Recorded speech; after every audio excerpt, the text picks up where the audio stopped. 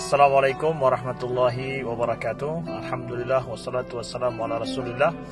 Saudara-saudaraku yang berada di Singli dan PD seputarnya, kita mengetahui kondisi daripada wabah corona yang ada di sekitar kita. Maka kami menghimbau bahawa kondisi kita di PD dan sekitarnya dalam kondisi waspada terhadap penyebaran virus corona. Oleh sebab itu, jangan menyepelekan kondisi yang sedang ada saat ini. Mari kita jaga protokoler kesehatan, pakai masker ketika ke pasar dan ketika keluar rumah, dan selalu menjaga jarak satu sama lain, dan jangan banyak menghabiskan waktu di warung kopi dan juga di tempat-tempat umum kecuali karena hajat penting sekali.